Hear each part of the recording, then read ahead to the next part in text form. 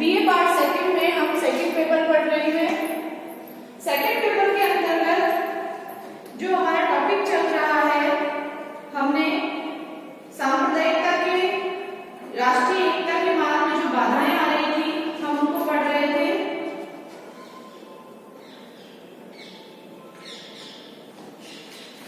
राष्ट्रीय एकता की बाधाएं पढ़ने के बाद अब हम पढ़ेंगे इसके अंतर्गत पंथ निरपेक्षता। पंथ निरपेक्षता सेक्युलरिज्म यानी कि धर्म निरपेक्षता जो होती है, पंथ निरपेक्षता किस भारत का कोई राज्य धर्म नहीं होगा। भारतीय संविधान की प्रस्तावना में भारत को एक पंथ निरपेक्ष राज्य घोषित किया गया है कि संविधान जो है वो धर्म अथवा जाति का भेदभाव किए बिना प्रत्येक नागरिक को समान अधिकार जो है वो प्रदान करेगा। तो हमारा टॉपिक है पंथ निरपेक्षता।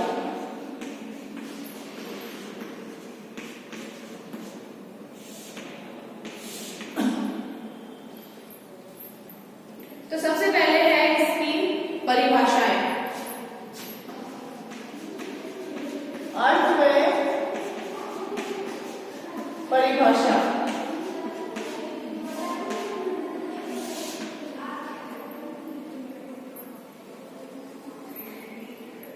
पंथ निरपेक्ष राज्य जो है वो ऐसा राज्य है जो अपने कार्यों के लिए धर्म को आधार नहीं बनाता। राज्य का अपना कोई धर्म नहीं होता विशेष, तथा धर्म के नाम पर राज्य जो है वो नागरिकों के मध्य किसी प्रकार का भेदभाव भी नहीं करता है। राज्य धर्म को व्यक्ति के आंतरिक विश्वास की वस्तु समझता है कि धर्म जो है वो व्यक्ति का पर्सनल मैटर है, राज्य को उसमें कोई हस्तक्षेप नहीं करना चाहिए। पंथ निरपेक्ष राज्य का न राजकीय धर्म होता है। कानून तथा न्यायालय धर्म के आधार पर भेदभाव या पक्षपात नहीं करते हैं। ये एक ऐसा सिद्धांत है जो देश के नागरिकों को धर्म, संप्रदाय, लिंग, रंग, विश्वास, राष्ट्रीयता, जन्म आदि के आधार पर भेदभाव नहीं करता। सभी को अपनी इच्छा अनुसार किसी धर्म को अपनाने या न अपनाने का अधिकार देता है। तो अगर इसकी परिभाषाएं देखें, पंथ निरपेक्ष राज्य का अगर हम अर्थ माने तो पंथ निरपेक्षता से राज्य से ऐसा राज्य जो अपने कार्यों के लिए धर्म को आधार नहीं बनाता।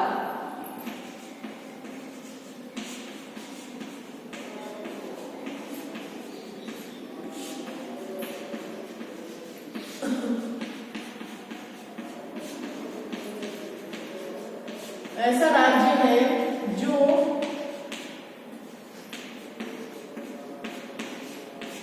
अपने कार्यों के लिए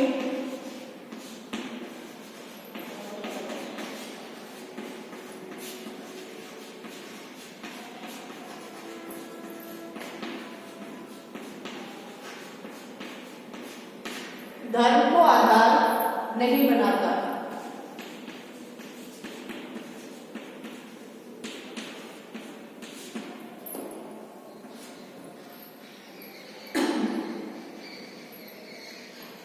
आधार नहीं बनाता। राज्य का अपना कोई विशेष धर्म नहीं होता तथा धर्म के नाम पर राज्य का अपना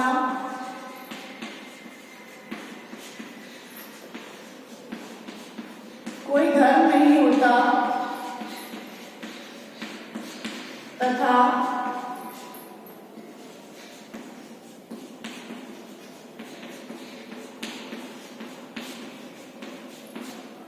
राज्य का अपना कोई धर्म नहीं होता तथा धर्म के नाम पर नागरिकों के मध्य किसी प्रकार का राज्य जो है वो भेदभाव नहीं करता है। धर्म के नाम पर राज्य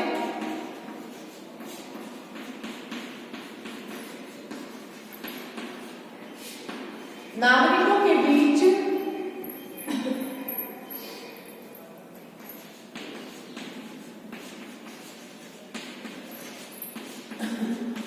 किसी प्रकार का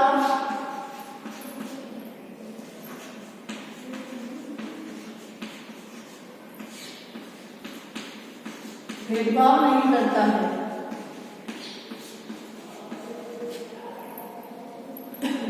अगर हम परिभाषा देखें तो डॉक्टर राधाकृष्णन के अनुसार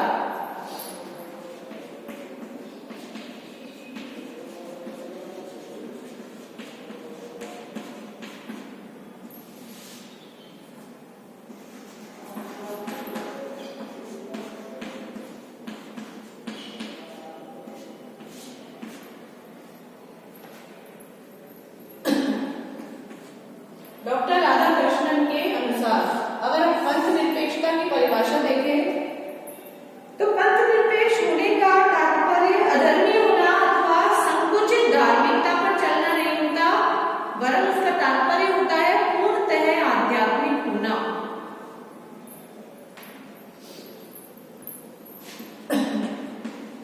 पंथ निरपेक्ष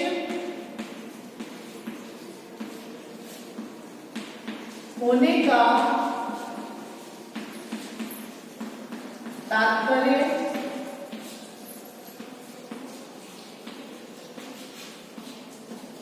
अधर्मी होना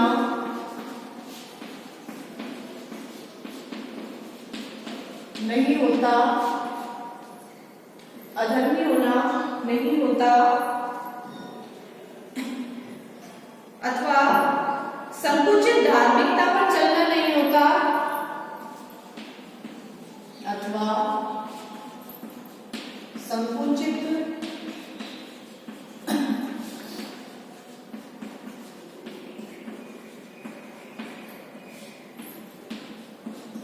धार्मिकता पर चलना नहीं होता, संकुचित धार्मिकता पर चलना नहीं होता, वरन उसका तात्पर्य पूर्णतः आध्यात्मिक होना होता है। वरन उसका तात्पर्य पूर्णतः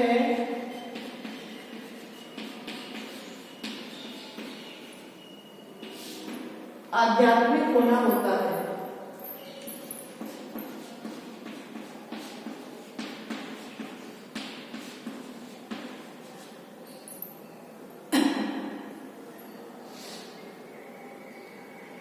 अगला है डॉक्टर अंबेडकर के अनुसार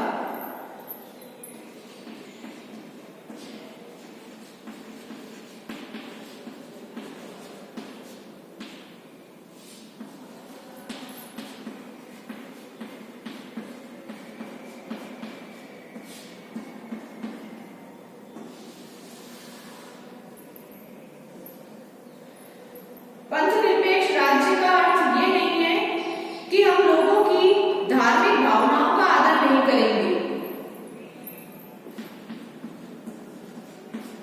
पंथ निरपेक्ष राज्य का अर्थ यह नहीं है कि हम लोगों की जो धार्मिक भावनाएं हैं उनका आदर नहीं करेंगे।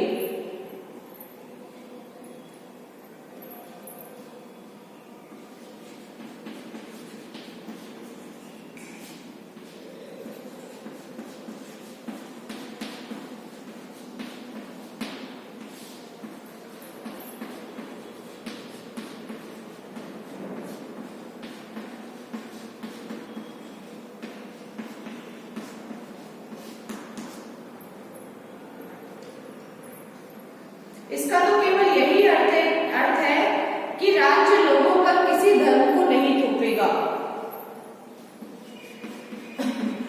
इसका तो केवल यही अर्थ है कि राज्य लोगों पर किसी धर्म को नहीं थोपेगा। राज्य जो है वो नागरिकों पर किसी धर्म को नहीं टूटेगा।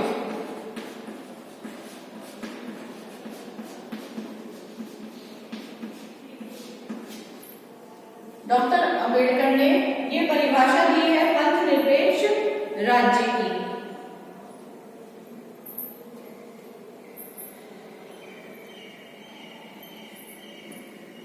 तो इस तरह से पंथ निरपेक्षता की ये परिभाषाएं हैं डॉक्टर अंबेडकर के अनुसार और डॉक्टर राधाकृष्णन के अनुसार। इसके बाद में है भारत में पंथ निरपेक्षता क्यों आवश्यक है। क्योंकि भारत में विभिन्न धर्म, जाति, संप्रदाय को मानने वाले लोग रहते हैं। विविधताओं का देश है।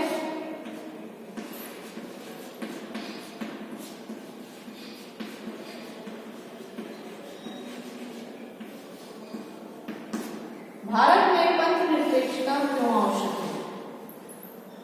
तो इसके जवाब में कि भारत एक धर्म प्रधान देश रहा है, फिर भी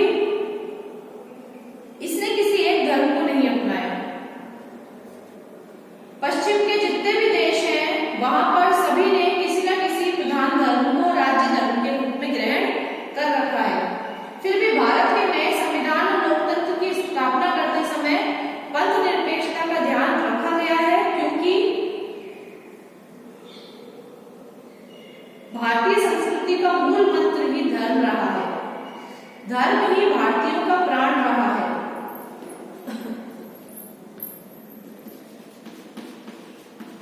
भारतीय संस्कृति का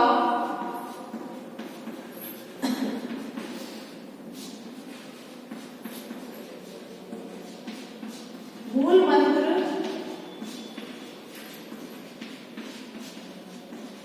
धर्म रहा है और धर्म ही प्राण रहा है।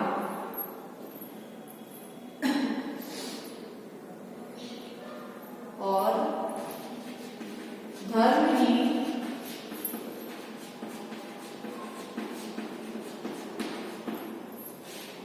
भारतीयों का प्राण रहा है।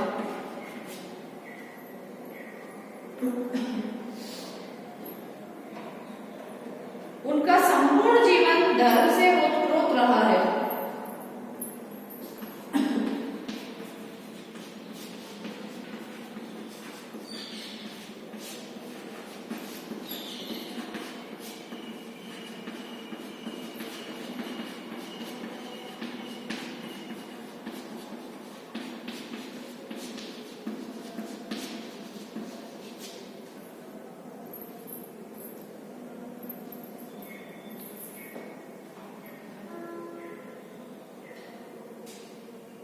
जब देश का विभाजन हुआ और उसके बाद देश के राष्ट्रीय आंदोलन के दौरान देखा कि सांप्रदायिक राजनीति का विकास हुआ है और इसके बाद देश का विभाजन हो गया, दो भागों में बट गया भारत और पाकिस्तान। तो इस घटना चक्र ने संविधान निर्माताओं को यह शिक्षा दी कि धर्म और संप्रदाय को राज्य और राजनीति से दूर ही रखा जाए। तो ये पहला कारण था।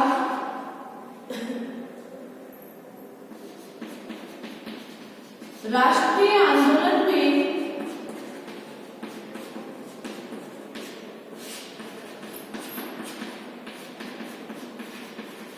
सांप्रदायिकता का उदय हुआ।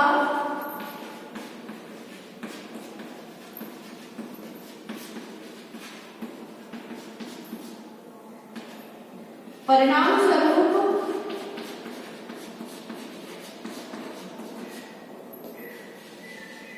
देश का विभाजन हुआ।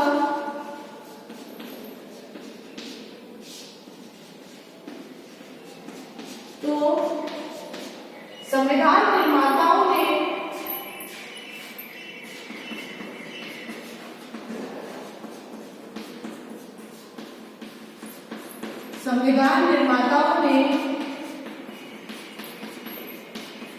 राज्य है राजनीति से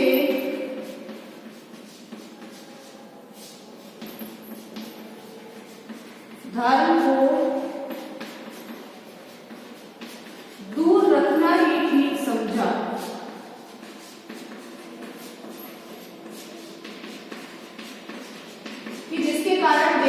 विभाजन हो गया, जिस सांप्रदायिकता के कारण, धर्म के कारण देश का विभाजन हुआ, तो ऐसी चीज को राज्य और राजनीति से दूर रखना ही ठीक होगा।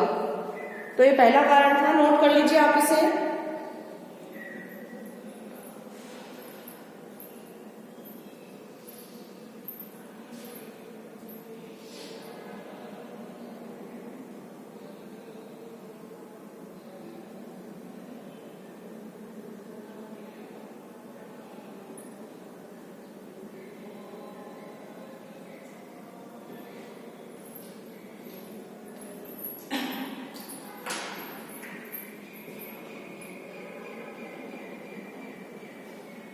भारतीय संविधान निर्माता दूरदर्शी थे और वो जानते थे कि धर्म जो है एक ऐसा मैटर बन सकता है, ऐसा मुद्दा बन सकता है जो देश में फिर से दंगे करवा सकता है या विभाजन के लिए उकसा सकता है। तो अगर देश में शांति को बनाए रखना है तो भारत के किसी भी धर्म को राज्य धर्म घोषित नहीं किया जाना चाहिए, सभी धर्मों को समान माना जाना चाहिए। इसलिए पंथ निरपेक्षता को बढ़ावा दिया गया और भारत को पंथ निरपेक्ष राज्य जो है वो घोषित किया गया।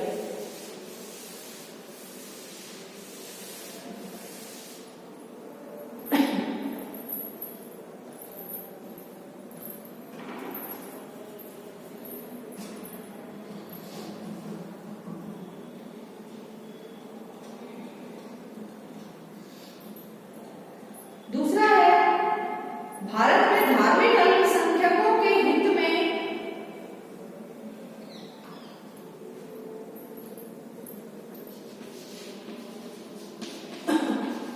भारत में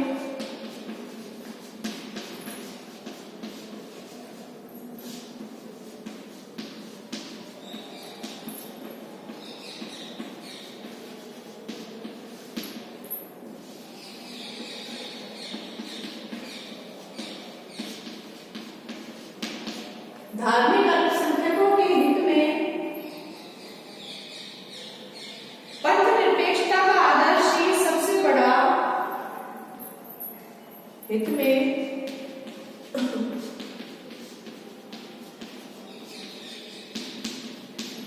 पंथ निरपेक्षता का आदर्श ही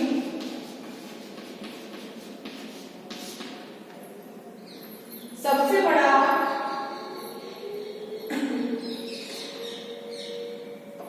कारगर संरक्षण है।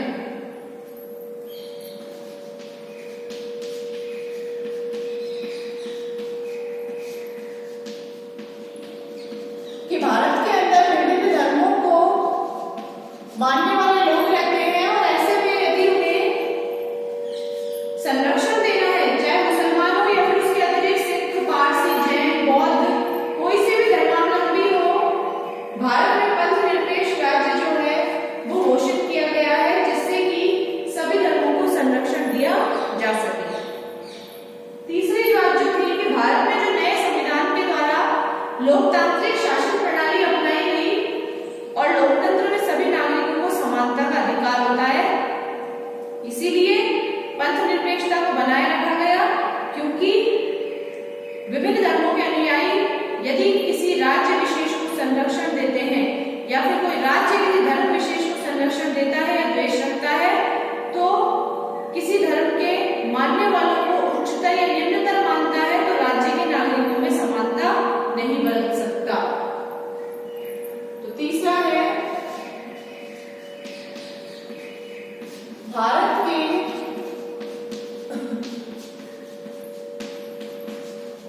नए संविधान में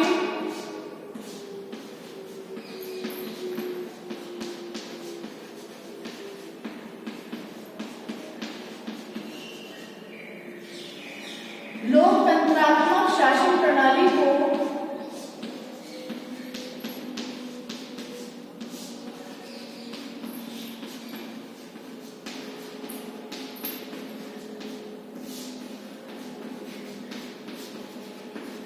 अपनाया गया है और लोकतंत्र में सभी को समानता का अधिकार है।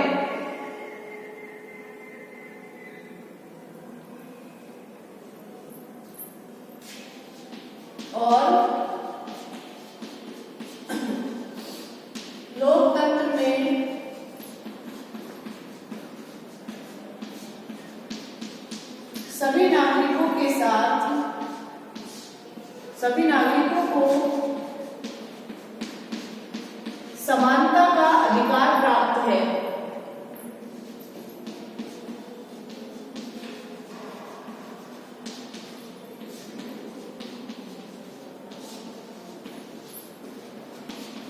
ऐसे में यदि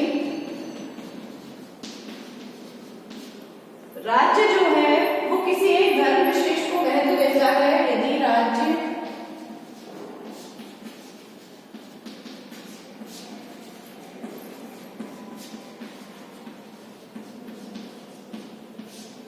किसी धर्म विशेष को महत्व देता है तो लोकतंत्र में वो समानता के अधिकार का वो प्रयोग नहीं कर पाएगा। जो समानता नागरिकों में होनी चाहिए वह नागरिकों में समानता नहीं बरत सकता देता है। तो राज्य नागरिकों में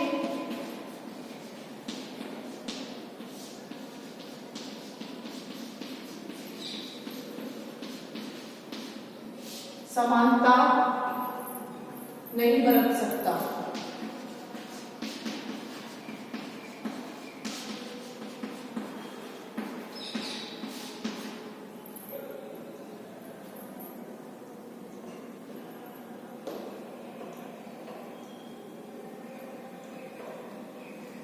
अगला है लोकतंत्र का आधार व्यक्ति के मानवीय अधिकार है।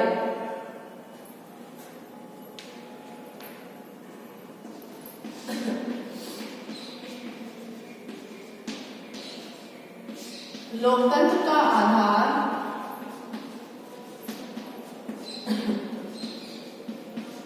व्यक्ति के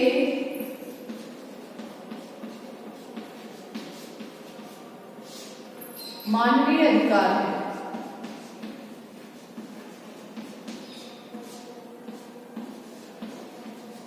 लोकतंत्र का आधार जो है वो व्यक्ति के मानवीय अधिकार है और इन अधिकारों में व्यक्तिगत स्वतंत्रता बहुत ज्यादा महत्वपूर्ण है।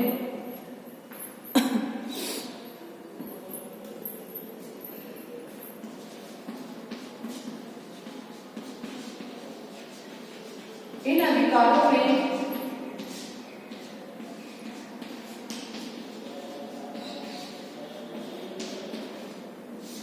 व्यक्तिगत स्वतंत्रता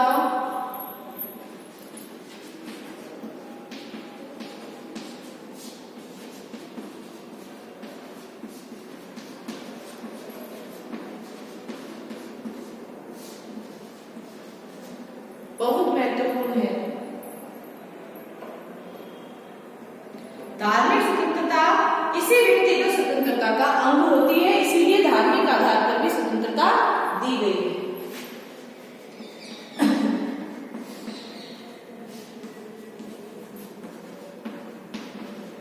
धार्मिक स्वतंत्रता इसी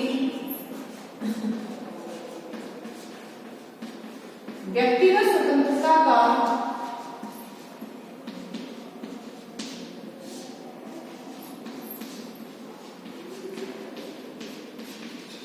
अभिन्न होती है। इसीलिए लोकतंत्र में सभी को धर्म के नाम पर स्वतंत्र किया गया है। यदि कोई भी व्यक्ति किसी धर्म विशेष को लादना अथवा कोई धर्म विशेष को मानने या न मानने पर उसके साथ विभेद करना उसकी व्यक्तिगत स्वतंत्रता में हस्तक्षेप करना ही माना गया है। यह हर व्यक्ति का अधिकार है कि वह उसी धर्म का पालन करे जिसे वह अपने लिए ठीक समझता है। राज्य यदि इसमें बाधा डालता है तो वह लोकतांत्रिक नहीं रह सकता है। डोनाल्ड यूजिन स्मिथ के अनुसार चूंकि भारत में अनेक संप्रदाय और मतांतर है, इसलिए भारत में राज्य द्वारा किसी धर्म विशेष को मान्यता देना अच्छा नहीं समझा गया है। भारत में अनेक संप्रदाय और मतांतर हैं,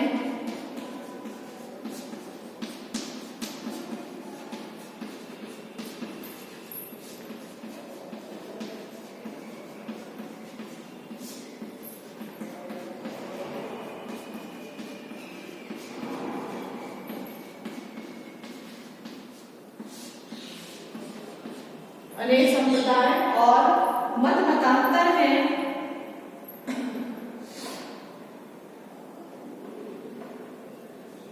इसलिए भारत में राज्य द्वारा किसी विशेष धर्म को मान्यता देना अच्छा नहीं समझा गया।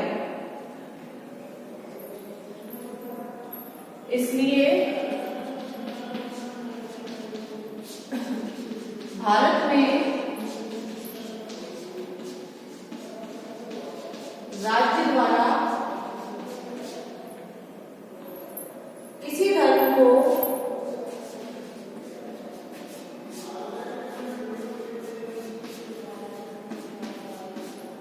मान्यता देना, किसी धर्म को मान्यता देना अच्छा नहीं समझा गया।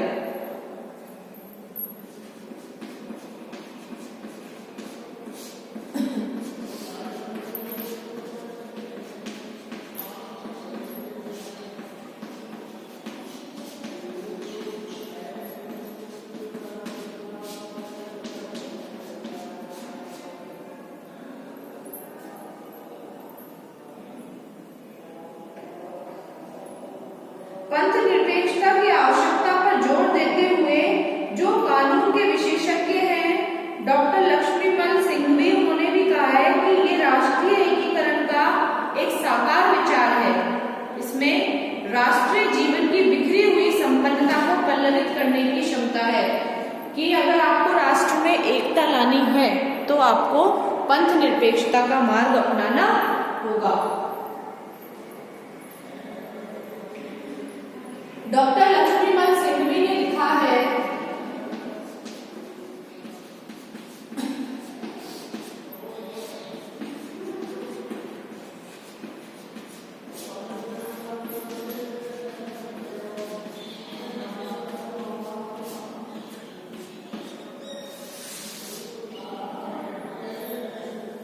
कि पंथ निरपेक्षता राष्ट्रीय एकीकरण का एक साकार विचार है। यह राष्ट्रीय एकीकरण का एक साकार विचार है।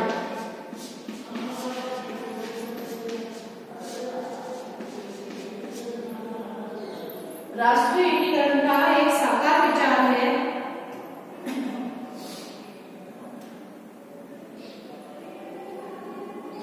जिसमें राष्ट्रीय जीवन की बिखरी हुई संपन्नता को, जिसमें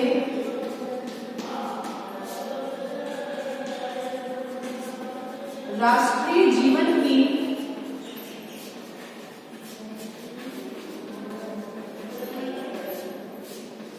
बिखरी हुई संपन्नता को पल्लवित करने की क्षमता है।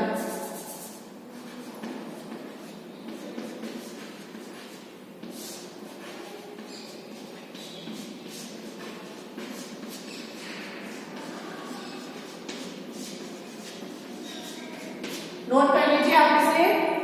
भारत में पंथ निरपेक्षता क्यों आवश्यक है, ये हम पढ़ रहे हैं क्योंकि भारत में विभिन्न जाति, धर्म, संप्रदाय को मानने वाले लोग रहते हैं और भारत में लोकतंत्रात्मक शासन प्रणाली है और लोकतंत्रात्मक शासन प्रणाली के अंतर्गत सभी धर्मों को समान माना गया है।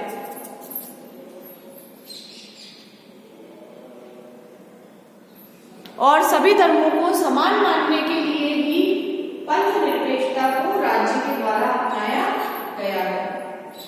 क्योंकि संविधान निर्माताओं को ये बात बहुत पहले पता चल चुकी थी कि जिस सांप्रदायिकता ने राष्ट्रीय आंदोलन में एकता के स्थान पर विभाजन कर दिया, भारत के दो टुकड़े कर दिए, भारत और पाकिस्तान में बंटवारा कर दिया धर्म के नाम पर, तो उसी सांप्रदायिकता को अगर आगे संविधान में स्थान दिया गया तो देश में शांति स्थापित नहीं हो पाएगी, एकता स्थापित नहीं हो पाएगी और धर्म के नाम पर जो देश है उसमें विभाजन होता रहेगा।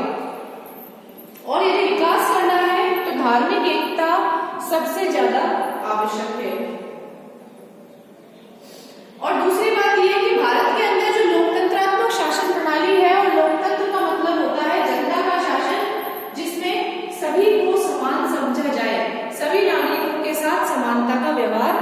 किया जाए। लेकिन यदि लोकतंत्रात्मक शासन प्रणाली के अंतर्गत पंथ निरपेक्षता को नहीं अपनाया जाता और भारत को एक धर्मनिरपेक्ष राज्य नहीं माना जाता, तो भारत के अंदर सभी नागरिकों को समान नहीं मान सकते थे और राज्य इस समानता के व्यवहार को भी नहीं अपना सकता था। लोकतंत्र का जो आधार है वो व्यक्ति के मानवीय अधिकार है और इनमें सबसे बड़ा अधिकार है स्वतंत्रता का अधिकार, कि व्यक्ति कहीं भी जा सकता है, घूम सकता है, व्यक्ति कहीं भी शिक्षा ले सकता है। उसी प्रकार से व्यक्ति किसी भी धर्म को अपना सकता है, धार्मिक स्वतंत्रता को अपना सकता है और इसी धार्मिक स्वतंत्रता के अधिकार के अंतर्गत ही सभी नागरिकों को यह अधिकार दिया गया है कि वो किसी भी धर्म को अपना ले। यदि लोकतंत्र में ये धार्मिक स्वतंत्रता का अधिकार नहीं दिया जाता तो फिर से वही सांप्रदायिकता के नाम पर देश में बंटवारा हो जाता और व्यक्तिगत स्वतंत्रता का भी हनन हो जाता। जिस व्यक्तिगत स्वतंत्रता की लोकतंत्र में बात की जाती है कि सभी समान हैं, उस समानता के अधिकार को लोकतंत्र में नहीं पालन किया जा सकता था उसका, यदि उसमें धार्मिक स्वतंत्रता को शामिल नहीं किया जाए। क्योंकि भारत में अनेक संप्रदाय मतों को मानने वाले लोग रहते हैं और भारत में किसी भी धर्म को अगर हम मान्यता देते हैं तो ये ठीक नहीं है। नोट कर लीजिए आप इसे।